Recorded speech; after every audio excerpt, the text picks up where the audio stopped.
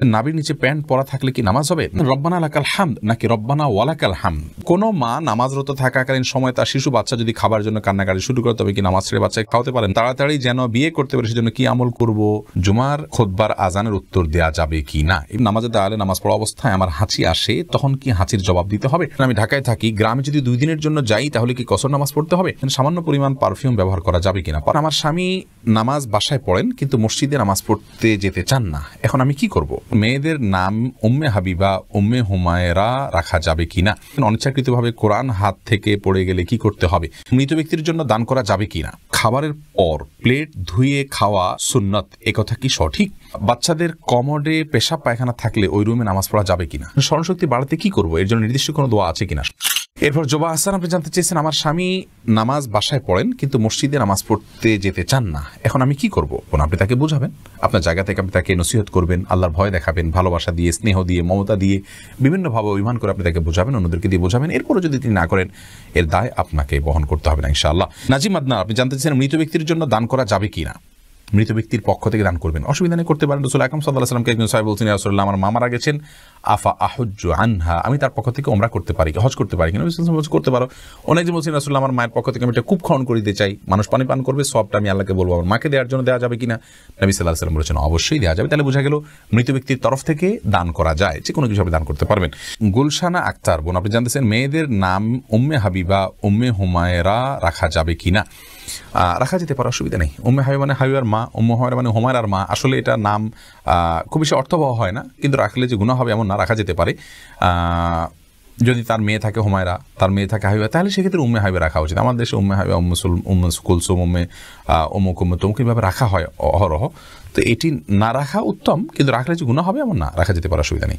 এরপরে যে প্রশ্নটি আমি দেখতে পাচ্ছি, ভাই আব্দুল হাই আপনি প্রশ্ন করেছেন, খাবারের পর প্লেট ধুয়ে খাওয়া সুন্নত, একথা কি সঠিক? ভাই আব্দুল হাই, দেখুন, খাবারের পরে প্লেট এটি পরিষ্কার করে খাওয়া সুন্নাত, ধুয়ে খাওয়া সুন্নাহ এটি সঠিক কথা নয়। রাসূল করিম সাল্লাল্লাহু আলাইহি ওয়াসাল্লামের খাবারের পরে প্লেটের অবস্থা কি থাকতো এই সম্পর্কে বর্ণনা করতে গিয়ে আমাদের আয়েশা রাদিয়াল্লাহু তাআলা আনহা বলেছেন যে অনেক লোক যদি খাবার খেতেন, সেক্ষেত্রে রাসূল আকরাম সাল্লাল্লাহু আলাইহি ওয়াসাল্লামের প্লেটটাকে অন্য সমস্ত প্লেট থেকে আমি পৃথক করতে পারতাম, কারণ এত পরিষ্কার করে তিনি খাবার খেতেন যে এত বেশি পরিষ্কার অন্য কেউ করে খেতে পারতেন না। হাদিস থেকে বোঝা গেল যে খাবারের সময় ওইটাকে মুছে পরিষ্কার করে খাওয়াটা এটি রাসূল আকরাম সাল্লাল্লাহু আলাইহি ওয়াসাল্লামের সুন্নাহ। আমাদের আয়েশা রাদিয়াল্লাহু তাআলার কথা থেকে সেটাই বোঝা যাচ্ছে।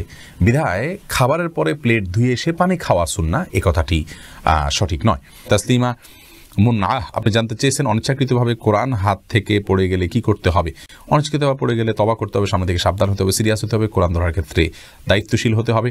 এর বাইরে বিশেষ করে লবণ দিতে হবে, চাউল দিতে হবে, এমন কথা নেই কোরআন হাদিসে, এগুলো আমাদের নিজেদের বানানো। খোবায়েব নূর জমিরি আপনি জানতে চেয়েছেন, জুমার খুতবার আজানের উত্তর দেওয়া যাবে কি না? এই বিষয় নিয়ে আসলে ইখতিলাফ রয়েছে। খুতবার আগে যে আজান আছে সেটা আমরা উত্তর দেব কি দিব না। অনেক উলামা ইকরাম বলেছেন আমরা চুপ থাকবো, এটার উত্তর দেব না। তার কারণ হলো রাসূল আকরাম সাল্লাল্লাহু আলাইহি ওয়াসাল্লাম আমাদেরকে বলেছেন, ইযা খারাজাল ইমাম ফালা সলাতা ওয়ালা কালামা, যখন ইমাম বের হবেন খুতবা দেওয়ার জন্য তখন কোনো সলাত বা কোনো কালাম চলবে না। এই হাদিস নিয়ে অনেক কথা আছে, অনেক আলোচনা আছে। শুধু এটুকু বলবো যে ইমাম বের হলে আর কথাবার্তা বলা যায় না। সেই জায়গা থেকে খুতবার আজান যেহেতু ইমাম বের হওয়ার পরে দেওয়া হয়, ইমাম মিম্বরে বসার পরে দেওয়া হয়, অতএব এখানে জবাব না দিয়ে বরং চুপচাপ নীরবতা অবলম্বন করতে হবে। এই মতটি অধিকতর শক্তিশালী, যদিও অনেকেই বলেছেন জবাব দেওয়ার জন্য। শওকত ইসলাম আপনি জানতেছেন, আমি ঢাকায় থাকি, গ্রামে যদি 2 দিনের জন্য যাই তাহলে কি কসর নামাজ পড়তে হবে? গ্রামে যদি আপনার বাড়ি থাকে, নিজস্ব ঘর থাকে, বসবাসের স্কোপ থাকে, তাহলে সেটি আপনার একটা ঠিকানা। আর আপনার নিজস্ব ঠিকানা একাধিক হতে পারে। ঢাকায় একটা ঠিকানা আছে, গ্রামে আরেকটা ঠিকানা আছে, সেখানে আপনার ঘরবাড়ি আছে, আপনি তালাবদ্ধ করে আছেন, আপনার কক্ষ আছে, সেখানে আপনার রেস্ট ব্যবস্থা আছে, তার মানে আপনার ঠিকানা আছে। এরকম যদি হয় তাহলে সেখানে গিয়ে আপনি কিন্তু সালাত পরিপূর্ণভাবে আদায় করবেন, কারণ সেখানে আপনি মুসাফির নন নিজস্ব বাড়ি থাকলে। আর যদি সেখানে আপনি গেস্টের হিসেবে যান, অন্য কারো বাসায় গিয়ে উঠেন, সেখানে গিয়ে বেড়ান, তাহলে তো আপনি মেহমান, অবশ্যই সেখানে আপনি কসর নামাজ পড়বেন। ফাতিমা ইসলাম আপনি জানতে চেয়েছেন, বাচ্চাদের কমোডে পেশাব পায়খানা থাকলে ওই রুমে নামাজ পড়া যাবে কিনা? কমোডের ভেতরে পেশাব আছে, ঢাকনা দেয়া আছে, দুর্গন্ধ ছড়াচ্ছে না, কোনো প্রকার অপরিচ্ছন্ন হচ্ছে না পরিবেশ, তাহলে সেক্ষেত্রে ওই রুমে নামাজ পড়া যাবে। কিন্তু যত দ্রুত সম্ভব এটাকে আপনার টয়লেটের কমোডে ফেলে এটাকে ফ্লাশ করে দেওয়া বা ড্রেনে ফেলে দেওয়া, বের করে দেওয়া উত্তম।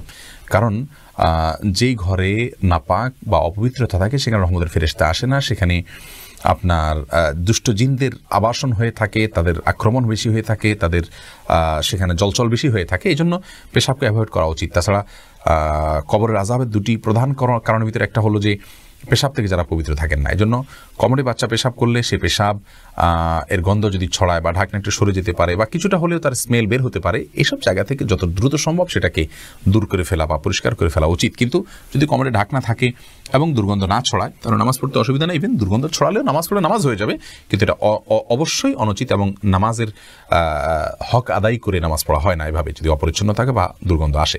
মোহাম্মদ জাফর, আপনি জানতে চাইছেন স্মরণশক্তি বাড়াতে কি করবো, এর জন্য নির্দিষ্ট কোনো দোয়া আছে কিনা? স্মরণশক্তি বাড়ানোর জন্য একটি দোয়া, একটা আমলের কথা, দীর্ঘ একটা নামাজের পরে বিশেষ সূরা, নামাজের মধ্যে বিশেষ সূরা পাঠ করার কথা হাদিসে রয়েছে। সেই হাদিসের সনদ নিয়ে অনেক মুহাদ্দিসগণ আপত্তি তুলেছেন। স্মরণশক্তি বাড়ানোর জন্য মৌলিকভাবে আল্লাহর কাছে দোয়া করবেন আর পাপের কাছ থেকে বেঁচে থাকবেন। নিজের, বিশেষ করে আজকের যুগে স্মরণশক্তি নষ্ট হওয়ার একটা বড় কারণ হলো সোশ্যাল অ্যাক্টিভিটিস বা আমাদের অনেক কাজের সাথে, জগতের সাথে ইনভলভেশন, এগুলোর কারণে আমাদের স্মৃতিশক্তি কমে যাচ্ছে। এগুলো যত কমিয়ে আনা যায় তত বেশি স্মরণশক্তি ইনশাআল্লাহ বৃদ্ধি পাবে। তাছাড়া আল্লাহর কাছে দোয়া করা যেতে পারে। আজিজ আল আমিন, আপনি জানতে চাইছেন সামান্য পরিমাণ পারফিউম ব্যবহার করা যাবে কিনা? পারফিউমের মধ্যে যে অ্যালকোহলটা থাকে আমরা বলেছি এই অ্যালকোহল ব্যবহার করলে এটি ব্যবহার করা নাপাক হবে না, এটাই হলো বিশুদ্ধতম মত এবং অ্যারাবিক স্কলারদের বেশিরভাগ মতে এটি, এবং এই মতটা অধিকতর যুক্তিসঙ্গত হওয়ার অনেক কারণের ভিতরে একটা হলো এখানে যে কেমিক্যালটা ইউজ করে একটা হলে বাষ্প হয়ে চলে যায়, দ্বিতীয়ত হলো যে এটি খাবারের যে অ্যালকোহল সেটি নয়, বরং এটি এক ধরনের অ্যালকোহল, এক ধরনের কেমিক্যাল জাতীয়। তো যার কারণে এটিকে ওলামা ইকরাম জায়েজ বলেছেন। আর এই ব্যাখ্যা আমার নয়, এই ব্যাখ্যা সৌদি আরব সর্বোচ্চ ওলামা পরিষদের অনেক সদস্যদের এবং শেখ মোহাম্মদ উসাইমিন, মোহাম্মদ সাল্লাহ মুনাজ্জিদ হাফিজাহুল্লাহ, আরও অনেক ওলামা ইকরামের। এরপরে আমি যে প্রশ্ন দিয়েছি এনবি শিল্পী, আপনি জানতে চেয়েছেন নামাজে দাঁড়ালে নামাজ পড়া অবস্থায় আমার হাঁচি আসে, তখন কি হাঁচির জবাব দিতে হবে? না, নামাজের মধ্যে হাঁচি আসলে হাঁচি জবাব দিবেন না, এমনি ইগনোর করে চলে যাবে। আপনি জাকারিয়া জানতেছেন তাড়াতাড়ি যেন বিয়ে করতে পারে সেজন্য কি আমল করব? আমল হলো বেশি বেশি করে হালাল উপার্জনের চেষ্টা করবেন, সকালে ভোরে বের হয়ে যাবেন, পরিশ্রম করবেন, কোনো কাজকে ছোট মনে করবেন না, সিরিয়াসনেসের সাথে কাজ করবেন, খুব ভালো করে কাজ করবেন, দুনিয়াকে ভালো করে উপার্জন করবেন, বিবাহর প্রয়োজনে অর্থ সংগ্রহ করবেন, আল্লাহর কাছে দোয়া করবেন, সূরা ফুরকান আয়াত নম্বর ৭৪ বেশি বেশি পড়বেন, মা বাবাকে বোঝাবেন, সাধারণভাবে আল্লাহর কাছে নামাজের পরে বিভিন্ন দোয়া কবুলের সময়গুলোতে হাত তুলে তুলে বা বিভিন্নভাবে আল্লাহর কাছে দোয়া করবেন যেন আল্লাহ তাআলা আপনার মনোবাসনা পূরণ করে এবং আপনার প্রয়োজন মিটিয়ে দেন ইনশাআল্লাহ বিদিনিল্লাহ। হেলালউদ্দিন জানতেছেন কোনো মা নামাজরত থাকাকালীন সময় তার শিশু বাচ্চা যদি খাবার জন্য কান্নাকাটি শুরু করে তবে কি নামাজ ছেড়ে বাচ্চাকে খাওয়াতে পারেন? না, ফরজ নামাজ হলে অবশ্যই নামাজ শেষ করে তারপরে খাওয়াবেন। নফল নামাজ হলে যদি বাচ্চাকে না ধরতে যান, না খাবার দিতে যান, বাচ্চার অসুবিধা হতে পারে, তাহলে সেক্ষেত্রে আপনি নামাজ ভাঙতে পারেন। অন্যথায় আপনি নামাজকে খুব দ্রুত শেষ করে তারপরে বাচ্চাকে খাবার দিবেন। বাচ্চার কান্না না দরকার, নামাজকে দ্রুত শেষ করা এটি রাসূল আকরাম সাল্লাল্লাহু আলাইহি ওয়াসাল্লাম থেকে প্রমাণিত। তিনি নিজে কিন্তু নামাজকে একবার সংক্ষিপ্ত করেছেন, দ্রুত শেষ করেছেন যখন বাচ্চার কান্না আওয়াজ তিনি শুনতে পেয়েছেন। জোহানা করিম রেতু, আপনি জানতে চেয়েছেন রব্বানা লাকাল হামদ নাকি রব্বানা ওয়ালাকাল হামদ? বোন, দুই রকমই হাদিসে আছে। রব্বানা লাকাল হামদ এমনটি যেমন রয়েছে রুকু থেকে উঠে দোয়া পড়তে পারেন, আবার কোন কোন রিওয়ায়াতে রব্বানা ওয়ালাকাল হামদ আছে, কোন কোন রিওয়ায়াতে রব্বানা আল্লাহুম্মা রব্বানা লাকাল হামদ বা আল্লাহুম্মা রব্বানা ওয়ালাকাল হামদ আছে। যে কোনোটা পড়লেই হয়ে যাবে।